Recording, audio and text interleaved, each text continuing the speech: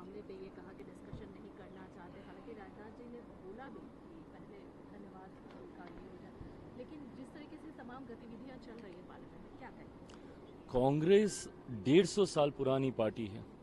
ये परंपराएं, सदन के सेट अनसेट सारे नियम जो परंपराओं के माध्यम से स्थापित किए गए हैं, वो इसी पार्टी के द्वारा स्थापित किए गए हैं।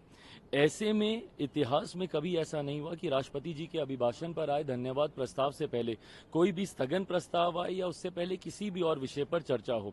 सबसे पहले राष्ट्रपति जी को जो दोनों सदन को संबोधित करती हैं, उसके बाद धन्यवाद प्रस्ताव सर्वसहमति से सदन से पारित कर उनके पास भिजवाया जाता है और उसके बाद अब जिस भी विषय पर आप चर्चा करना चाहें, सरकार चर्चा करने को तैयार है। ये बात डे वन ही चेयर की तरफ से भी कही गई थी। ऑनरेबल स्पीकर ने भी इस बात को प्रमुखता से कहा। आज केंद्रीय रक्षा मंत्री राजनाथ सिंह जी ने भी इस बात को प्रमुखता से रखने का काम किया। पर सिर्फ हंगामा करने के लिए आप हंगामा करेंगे, जबकि नीट का विषय विपक्ष भी जानता है। सरकार के पास इसमें छुपाने के लिए कुछ नहीं है, सरकार का क्या लेना देना। बट हाँ, जो जानकारी सरकार के पास आई है, सरकार का उत्तरदायित्व बनता है कि अपने हर स्टेक होल्डर से सरकार बात करे। इसमें कई बच्चे ऐसे हैं जो कि री एग्जामिनेशन के पक्ष में हैं, कई विपक्ष में हैं, कई नहीं चाहते कि री एग्जामिनेशन हो, और ये दोनों पक्ष न्यायालय गए।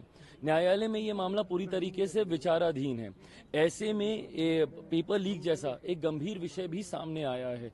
पेपर लीक को लेकर भी केंद्रीय जांच एजेंसियां अपनी इन्वेस्टिगेशंस इस पे कर रही हैं। तो जब तक ये सारी रिपोर्ट्स नहीं आ जाती, जांच एजेंसियों की रिपोर्ट नहीं आ जाती, जब तक न्यायालय की तरफ से कोई वर्डिक्ट नहीं आ जाता, जब तक सारे स्टेक होल्डर से गंभीरता से बात नहीं हो जाती, कोई मतलब नहीं है सरकार का इसके ऊपर कोई भी फैसला लेने का। मैं इस बात को मानता हूं और सरकार की तरफ से इस बात को पूरी गंभीरता के साथ मैं कह सकता हूं कि सरकार सही समय पर छात्रों के हित में, उनके भविष्य को मद्देनजर रखते हुए सही फैसला लेगी। सर, क्रिमिनल लॉ पर जिस तरीके से जो इम्प्लीमेंटिंग आज से है, उसको लेकर जो विपक्ष कह रहा है कि री एग्जामिन होना चाहिए, शशि थरूर ने बोला कि इस पर प्रॉपर डिस्कशन होना चाहिए था। मल्लिकार्जुन खड़गे ने बोला कि बुलडोजर जिस तरीके से प्रणाली लाई गई वो हम बिल्कुल भी लाने नहीं देंगे। तमाम तरीके की बातें कही गई उस पर। भाई, अंग्रेजों के जमाने का कानून इनको चलेगा, बट अपने देश में बने हुए कानून जो कि पूरी चर्चा के साथ बनाए गए हैं, सारे पक्षों के विचारों को सुनकर बनाए गए।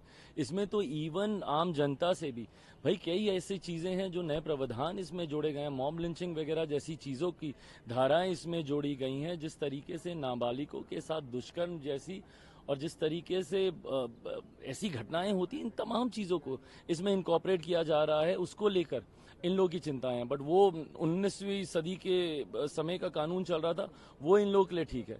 मेरी समझ के परे है कि भाई जस्ट बाय द वर्च्यू की सरकार ने कोई एक फैसला लिया है, आपको इसका विरोध करना है, ये सकारात्मक विपक्ष की भूमिका कतई नहीं हो सकती। लोकतंत्र में विपक्ष की भूमिका बहुत महत्वपूर्ण है, बट आपको अपनी भूमिका की गंभीरता को भी समझना होगा। हर विषय क्योंकि सरकार के द्वारा लाया जा रहा है सिर्फ इसको अपोज करेंगे, ये सोच पूरी तरीके से गलत है। भैया, चर्चा हो कि इस कानून को बनाया गया, अब इसको लागू नहीं करेंगे तो क्या? कल को जब नारी शक्ति अधिनियम को जब धरातल पर उतारा जाएगा, फिर ये लोग बोलेंगे कि भाई दोबारा इसके ऊपर चर्चा हो, दोबारा इसके ऊपर चेंजेस हो। क्यों हो भाई? जब एक बार जब तमाम चीजों की चर्चा होगी, अब जो उसको धरातल पर उतारने का समय, इम्प्लीमेंटेशन का समय है। और अब तो क्या इम्प्लीमेंट हो भी गया, उसके तहत पहली एफआईआर भी उस पर दर्ज हो गई है।